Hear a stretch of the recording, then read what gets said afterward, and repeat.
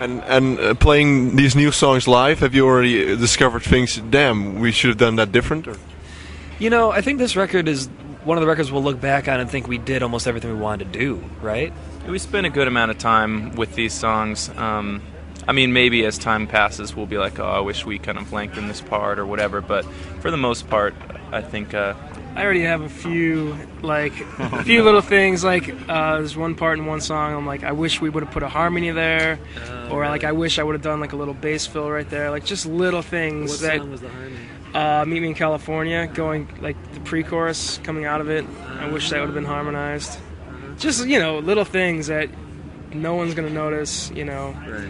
I could even do them live. Nobody would even notice that I'm doing it, but I'd be like, yeah, I did it. It's cool. But you could do it on a live album. And yeah, that's true. Do I don't know, a Cheap Trick thing. Their live album was a big, the version of the songs that they did on the live album is the well-known version. Yeah, that's true. That's very true. I think the last record we had was a lot more oh man, I wish we would have done that. I wish we would have done this. Yeah, we rushed through that one a lot more. So. Yeah. So you have reason to do a live record then. Exactly. Live records are cool. We'd be cool. I think we'd be confident enough to pull that off.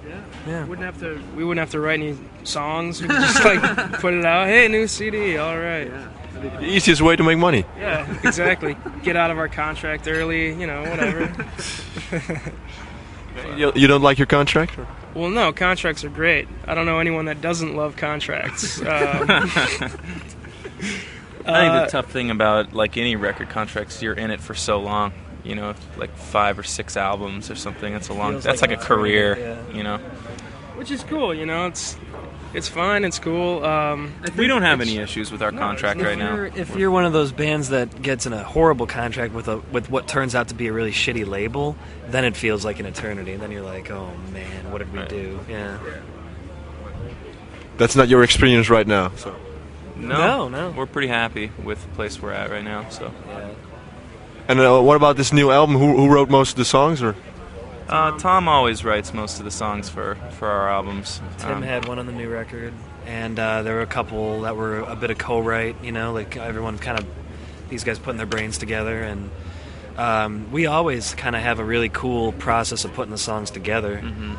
Very pull it apart, put it back together, and everyone play 18 different ideas and stuff. Yeah, when we get the songs from Tom, it's always usually just him and an acoustic guitar. So the song could get pulled in any number of directions and stuff. So the band kind of takes it and makes it their own. So. Mm-hmm. And do you also have influence on the lyrics, or?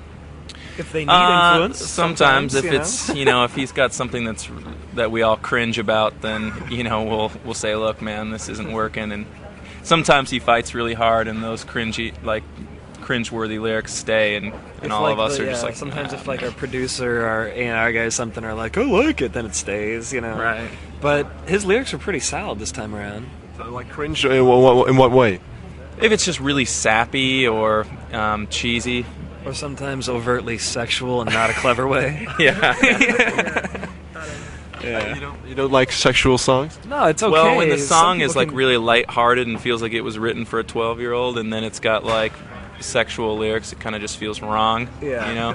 Feels like you're committing some sort of Well, it's also weird because we know Tom and we live with him, and hearing him say stuff like that, you're just come on. It's like hearing your dad, your brother, or your creepy uncle hearing say your parents something. have sex or something. Yeah. I don't want to hear that shit, man. Yeah.